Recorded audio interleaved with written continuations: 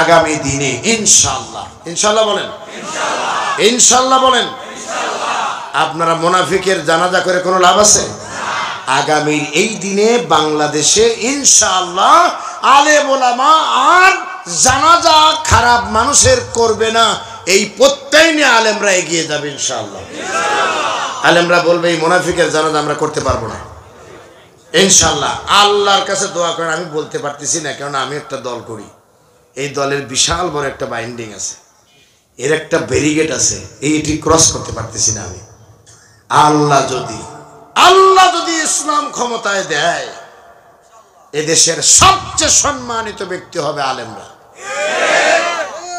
এই সমস্ত মুনাফিক টুনাফিকের জানাজা করে চাকরি বাঁচাবে এই হুজুর আর দেশে থাকবে না, ঠিক কিনা বলেন? আমরা ইনশাআল্লাহ সে ব্যবস্থা করব, আপনারা দোয়া করবেন।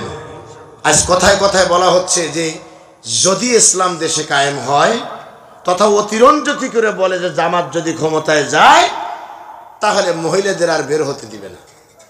কথা কন না? তো মহিলাদের ঘরের ভিতরে আটকা রেখে জামাত কি করবে?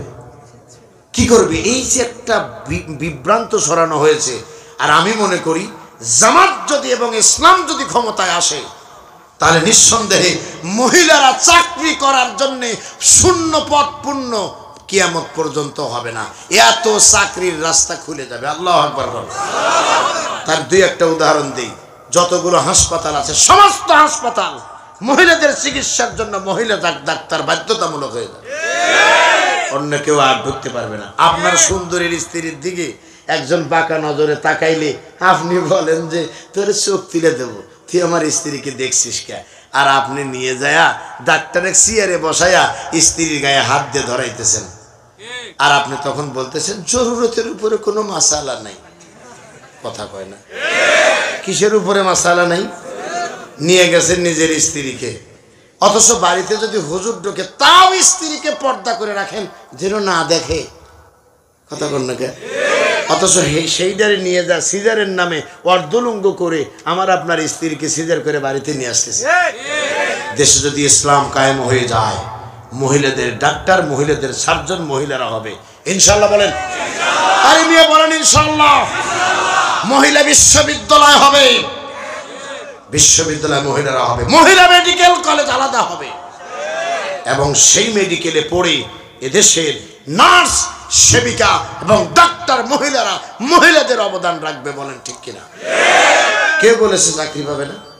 কে বলছে চাকরি পাবে না? আমার দেশের অধিকাংশ মেয়েদের এই এসএসসির পরেই ইন্টারের মধ্যেই বিয়ে হয়ে যায়। সুতরাং দেখা যাবে যে শূন্য পদ পূর্ণ হবে না। মনে রাখবেন, কোন পুরুষের জায়গায় নারী কোনোদিন চাকরি করতে যাবে না। আল্লাহু আকবার বললেন না? আপনারা কি চান না সেই দেশ আসুক? চিল্লায় বলেন চান। সুতরাং সীমা লঙ্ঘন করা যাবে না। সুদ খেতে নিষেধ করেছেন আল্লাহ, এটা খাওয়া মানে সীমা লঙ্ঘন করা। ঘুষ খেতে নিষেধ করা হয়েছে, ঘুষ খাওয়া মানে সীমা লঙ্ঘন করা। আত্মীয়তার সম্পর্ক ছিন্ন করা যাবে না, সীমা লঙ্ঘন হয়ে যাবে। এ ব্যাপারে আমি দীর্ঘ সময় কথা বলতে পারতাম, আমি বলতে গেলাম না। আর কয়েকটা মিনিট যদি নেই, আপনারা কি রাগ করবেন? ইনশাআল্লাহ বলেন।